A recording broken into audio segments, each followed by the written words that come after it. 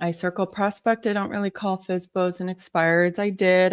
I have experience with them, and you know what? It didn't go so well, and that's okay. But I will tell you, circle prospecting and just completely calling neighborhoods had been very profitable for me. And so stick to what you do best. And that's what I do. I use Mojo. Yesterday I actually had one lead, which is awesome. So it's about 1 to 2 leads. There are days where it's 0, and that's okay. As long as you're consistent about doing this,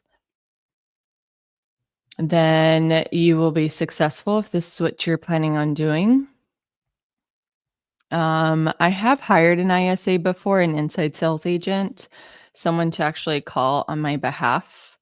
And I tried 5 different people. The 5th person I had, which was the longest, was 6 months. And just from that entire experience, I realized that they don't have the same passion, motivation, consistency, because they'd be calling off, coming in late, wanting to leave early. And I get it because it is grueling. That's also why I preferred to have them be part-time, but because they want full-time, doing it full-time, they just burn out so easily. So I just said, you know what, forget it. I'm just going to call my own. I don't need to be hiring anybody else. And ever since I started doing that, that's really when I started taking off, like full intention, just me, myself, and I, cold calling. And more importantly, I'm in control of the quality of the people that I'm actually calling. So if you are planning on having a massive pipeline, compound effect, building and scaling and not just being transactional, circle prospecting is by far one of the best. I know some agents who have called FSBOs and expireds, but it's always like very transactional. They sell the house and then they're freaking out about the next one. Whereas for myself, I find myself in a position where I'm like, okay, I got this one, I got this one. And I actually can already line up people months in advance. Like, oh, okay, so and so wants to list in April, and then this guy in May, and then he's coming in June. So I'm already like covered for the next few months. And I'm not having that scarcity mindset or problem that some agents who strictly focus on FSBOs and expireds struggle with. Then if I do lunch, but I'm also like texting, emailing, finding homes, updating clients, negotiating contracts, following up on certain things, whether it's like filing, my expenses or ordering new signs.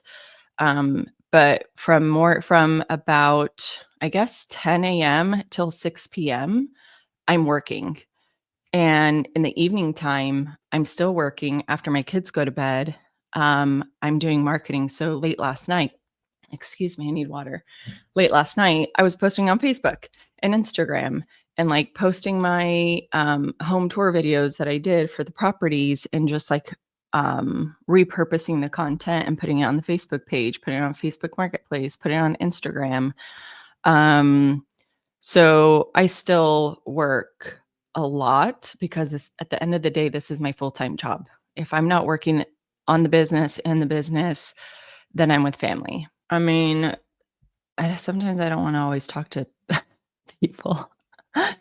Oh, as silly as that sounds, like when you circle prospect, it's such an abundance that you get to pick and choose who you want rather than having so much, what do you call it? So much, not energy. That's not the word I'm looking for. So much invested in one call. I was reading somewhere, what was it? Some kind of comment.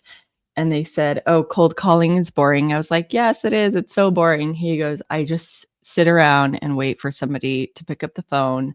And then when somebody does pick up the phone, the call is only a couple minutes. And then I'm waiting around and I'm so bored. I'm like, oh my gosh, that's exactly what people do not talk about. This number. Yeah, it is so boring calling. And it's nice to actually have and surround yourself. It's like if you want to be a millionaire, surround yourself with millionaires. Compared to agents who have full-time jobs, compared to agents who have part-time jobs, compared to agents whose spouse makes a significant amount of money, so they don't necessarily have to be successful in real estate. I used to be surrounded by people like that, but then I realized, especially learning way more about mindset, that if I was surrounding myself with people like that, I would stay in that kind of category. And I was like, that's not me. I need to be super successful at this. I need to make a lot of money and support my family because I am the sole breadwinner for our family. And I was like, I have to level up. I have to surround myself by successful agents. I have to surround myself by people who are doing more. And I am here. I am motivated. I cold call. I have 24,000 homeowners I can be calling. So I get to pick and choose whoever it is I want to talk to. And it's not like FSBOs and expireds. Did you know FSBOs and expireds Google your phone number? I don't know if you guys realize that. I would used to get that a lot, especially when you reach out from your work cell, because I have my work cell. And so if I would send an actual text or a video text from here, they were Googling my cell number and they were telling me, they're like, actually worked out in my favor, in a really good favor. I remember several people calling me back and saying, I Googled your number and realized you were real compared to all these strange realtors. I don't even know if they're telling the truth, but I know you're here. So I figured I'd give you a call back. So I know in terms of getting people to respond, they're going to Google your number. And I invite my leads to Google me. And that's also a strategic move I make because I have created an online digital presence. I do that so when I actually cold call people and they do research me, they know I'm real and they see I do business and therefore they feel more comfortable, know, like, and trust. And they, based on the 7411 of Google, you have to be at least on 4 platforms that people can find you. So that's why I have my YouTube, my website, um, my Google business profile, my LinkedIn, my Twitter, my X. I really don't feel like answering the work phone. I am working. Yeah, and actually, I remember I door knocked once. I'll never door knock again. I don't like door knocking. I know it works for some agents. I did it. I don't want to do it again. I did it for 3 months straight. I hit up 1,200 doors, and if they didn't answer, I was leaving my business card. And on my Google business, in terms of like people searching me, I was having in the 3 months, I door knocked 1,200 doors. 1 month, I had 200 searches on my name. The second month, I had I had like 300 searches, and the third month, I had about 200 searches. And I was like, that's 700 people out of 1,200 that Googled me. I just realized I did not check to see if there are duplicates. Let me just do that real quick. Oh, I have something itching my nose. Stop. Let's go ahead and do get rid of any duplicates. I always only do my phone number. Agents that actually cold call or just put a post like, hey, does anybody cold call? Maybe want to cold call together so it's not boring. But I'd highly recommend it not to be too many because then you can't hear each other. I'm trying to think. Oh, and also make sure it's agents who aren't in your market because then you really feel a little bit more open to share like strategies and tactics and support one another when you're not competing. I mean, if you ask me at the end of the day, I'm not competing with anyone other than myself. But I know that there are agents who are very like backstabbing, conniving, evil, manipulative, dramatic, and I just rather not be involved with agents in my area that's going to hinder my mindset and all of this. I'm in a meeting. That's what you say. I'm in a meeting. What time is it? I'll be done in 40 minutes. Videos, but I talk about Bernie Gallerini. I was listening to him this morning in a little interview he did with one of his newer agents. And she does have real estate background. She did real estate for like an entire year. And she did sell 20 homes her first year, but it was during the pandemic when it was really great. And I think she did like buyers. But working with him, she had to learn how to cold call and talk to sellers. And within her first, what is it, like 5 weeks or something, she got 6 listings. So definitely cold calling works. And she said she's just on the phone all day long. Like if she's not working, she's on the phone. It sounded like I don't know if she was single and no kids. She was young. But I'm married, I have kids, I have my house to run, dogs to walk, and it can be overwhelming having to be everything to everyone all the time, helping them with homework, taking them to soccer practice, doing dinner, just everything. Like it's so much to do. Actually, you know what I just did? And I should have done this a long time ago, but nobody ever told me. I just started ordering. I subscribed on Amazon and set up all my hand soap, paper towels, bathroom tissue paper, shampoo, conditioner, lotion, razors, shaving cream, toothpaste, all of that. I spent about a half hour and I just completely subscribed on Amazon. I'm like, oh, toothpicks. So, yeah, I'm like, wow, one thing to have a cleaning lady, one thing to have a gardener. But I was kind of like complaining the other day. I wish somebody could just go to the grocery store, me not think about what's missing. Obviously, that's groceries, right? But at least this, like the whole hygiene stuff that I don't have to think about. Because even the other day, my daughter's like, "Mom, we're out of shampoo." I'm like, I can't take it anymore. I can't be running to this grocery store every single time there's like one item or a couple items, and they're like, "Mom, it's been 2-3 days. Like you forgot." I'm like, I don't have time to go to the grocery store. I'm sorry, I don't even have time to buy I just stopped drinking milk. So when my husband's like, "We're out of milk," I'm like, "Well, I don't know. You're responsible for milk. I can't be bothered with milk. I don't drink milk anymore. I just have my black coffee and water and iced tea." So no, I'm done. I'm like, I need to be more productive and focus on business. Oh, you know what? I finally just ordered key rings for all the properties that we have, because they're all in here and my husband can't tell what's what. Some of them are in lockbox.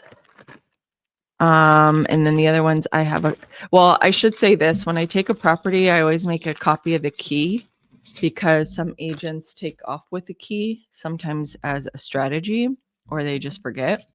It came with this little handy thing. I have it on my link if you guys want to purchase it, but you basically, let me see if I can do this one. So you take this off just so I can label it.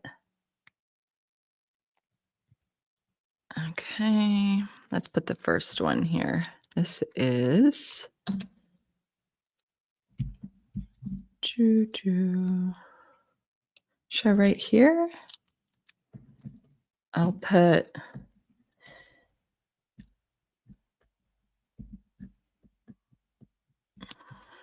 and then the last name. At the tone, Please record your message. When you have finished recording. Okay, so I put the name, and you never want to put the full address, right? Because if somebody actually finds the key, they know how to break in. So that's my little code. I'm gonna slip this in. Is that right? Yeah.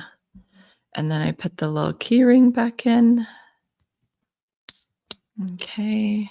And then I put, this is theirs, including the fob.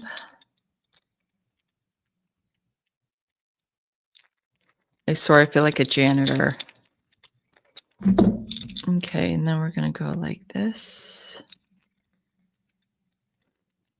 So then I have the label on it. So the little label. And then technically, because I like, for example, right now I have 7. 1, 2, 3, 4, 5, 6, 7, whatever. And then you, I guess, clip it to here. Like that. So yeah, now I really look like a janitor. But you know what? It'll keep me organized. And then that way my husband doesn't have to ask me about what key is what all the time. Because, for example, this one is to the other property. Keys can, the last thing you want is to call a homeowner and tell them that you lost the keys. Henry? That actually almost happened to me once. I almost had a heart attack. I had actually gone, it was a FSBO listing, my first FSBO in my career. And he gave me the keys. We signed, he gave me the keys. I went with my cleaning crew to clean the property because the photographer was coming the next day. And my husband, I think my car was getting fixed, and our car was in the shop, and my husband dropped me off, and he was with our kids, and I forget where he was at, but he couldn't pick me up, and we were done. And I was like, oh, no worries, I'll just take an Uber. Apparently, the keys fell out of my bag and were in the Uber, and the next day or later that day, I forget exactly what point I realized I didn't have the keys, but I was freaking out. I was like, oh my God, oh my God. And then my husband was like, think. I was like, I know I had them. I locked the house and now I don't have them. He goes, what if they're in the Uber? I go, there's no way.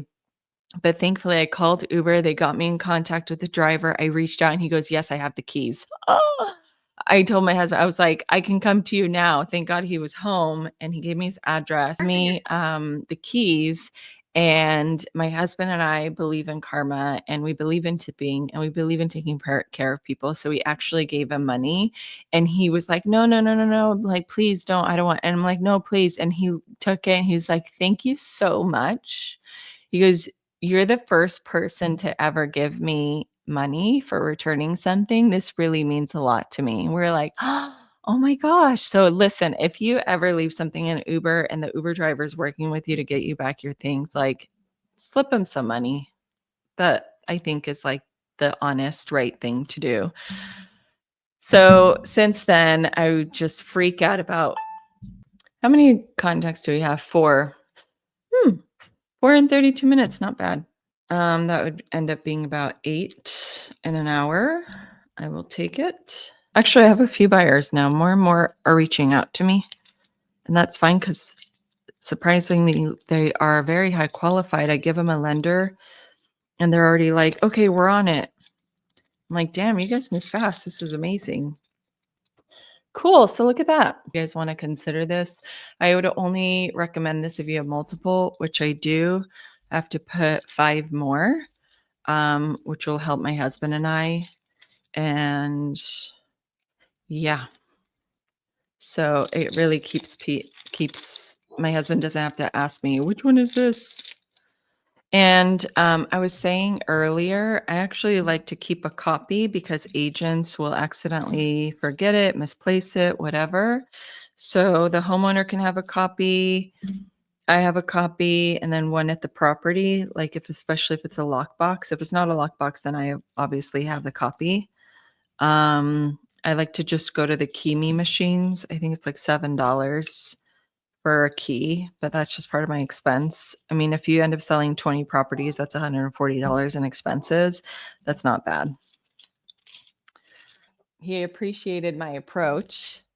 And that one is, yeah, that was interesting. He said 50 calls. I wonder if he was an expired.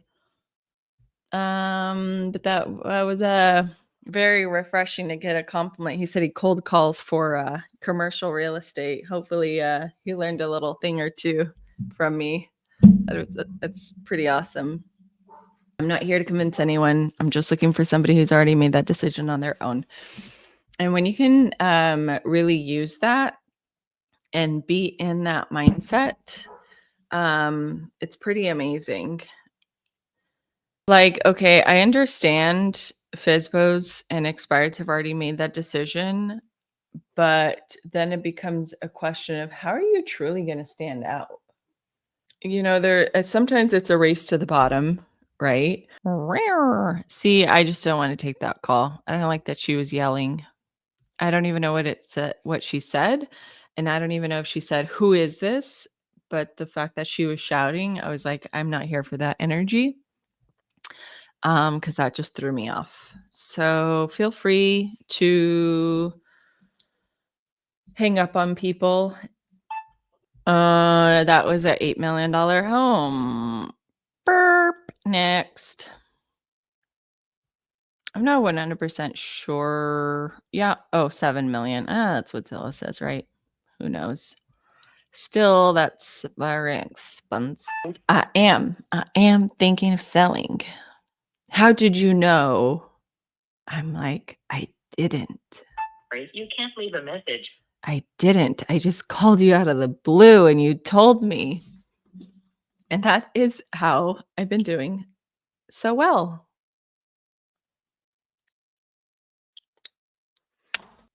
Oh shit, I actually have to meet with the seller this weekend. I need to meet with her this weekend. That one's just a lease, and that's totally fine because again, it's only 6 blocks away from me. And then I have another lease next month. He wants to rent it out. He's a landlord. He has multiple properties here. Yeah, he has multiple properties here. And then what else? I have another client where he's prepping his property that'll come on the market and maybe in a week or so. So I got to do that one. And then I have 2 gentlemen I keep following up with. Possibly list. One of them I believe is certain. So that could end up being 2 more listings in the month of March. And I'm really just targeting for 2 a month. I'm ahead of that for this year because there's 3 last month, 4 this month. And if I end up with 2 next month, I'm on well ahead of target. I actually had a lady answer the phone once when it was on the fax. I thought it was the strangest thing, but I was in the middle of hanging up on her when that happened. I was like, holy hell, I didn't know anybody can actually answer when the fax machine is going off. That was interesting. So I'm at 7 contacts, 47 minutes. I don't know if this is your first time watching me. I mean, this is what I do. I cold call Tuesday, Wednesday, Thursday, Friday, and Saturday. I love Fridays and Saturdays. They're my favorite. Mondays, I spend my days doing content. I don't feel bad in hanging up on people because it's just a natural thing. Like if you're calling a girlfriend, like, hey, Ashley, and they're like, this isn't Ashley. Would you legit be on the phone still with them and go, oh, is Ashley not there? Like if it's your friend, if it's someone you know, like you probably just freak out and be like, oh my God, sorry, and just hang up. So that's kind of how I do it. I do not like it when people go, like they answer the phone and they're like waiting. It's just creepy. I hate talking to those people. I don't appreciate it. It's creepy as hell. Creepy. I would say Monday was a crazy busy day with content creation that I did not finish everything I needed to do. I'm kicking butt getting these people to talk to me. Let's keep going. It's interesting the pause. You could tell they're processing what I just said, which is hilarious to me. And like that last guy said, he appreciated my approach. So many realtors are just like, "Hey, I'm with such and such." Like, they don't care. They don't care who you're with. They don't care what brokerage you're with. They just want to make sure you're competent and know how to sell a house and you have a track record. They don't care Douglas Elliman or Compass or Colwell or Keller or who else is there? Remax or Kai's or whatever. Like, if you're the car, they don't care.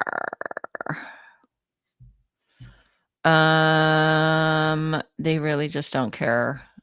And the fact that I can keep people on the phone is pretty impressive.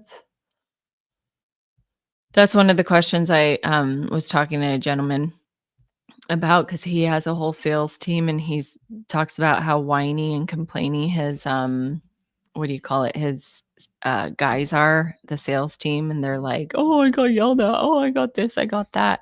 And he's like, I bet you struggle keeping people on the phone, right?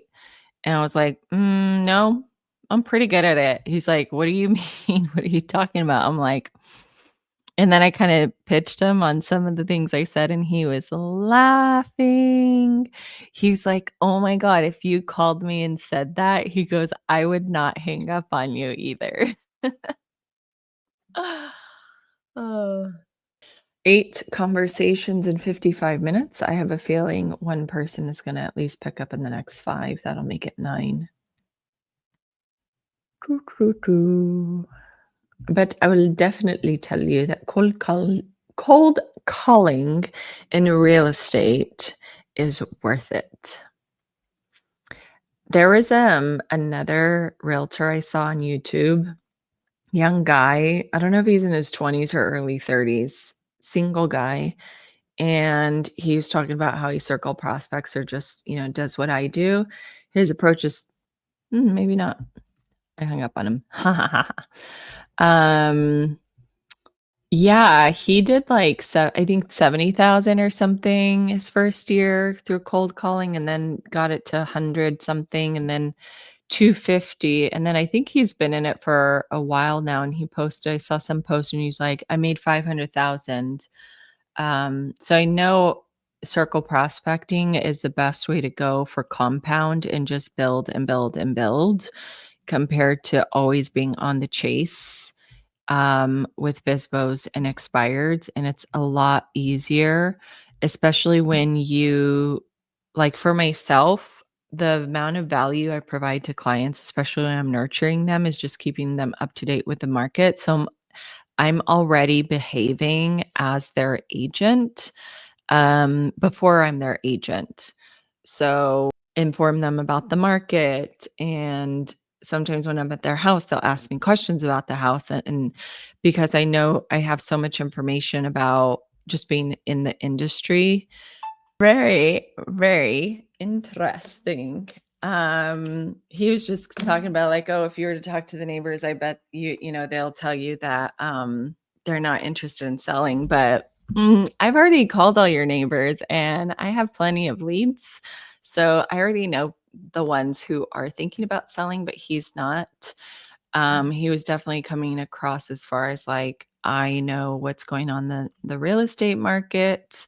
But he was also talking about the properties that are over 5 million in his area surrounding him are on the market for like 2-3 years, which is true. I know there are agents who specialize in luxury that talk about luxury or whatever. And I don't necessarily like to do luxury when it's over 5 million because of that reason. Um, I know if it's like 1,000,000, 2,000,000, 3,000,000, you have the likelihood of selling it in less than a year. Even for like, I want to say 1.5 million or even 1.6, 1.8, those take about 6 months to 10 months to sell. Um, but once it gets over 3, those take almost a year to sell. And then once it gets above that, and then it's like 5,000,000, 10,000,000, 50,000,000, 30,000,000, those take years. And I don't have the patience for that. I'd rather do a ton of smaller deals that equate to that, just to constantly having that check coming in and being more abundant than being like having scarcity. So I will see you guys later, and make sure to like the video. Bye, guys.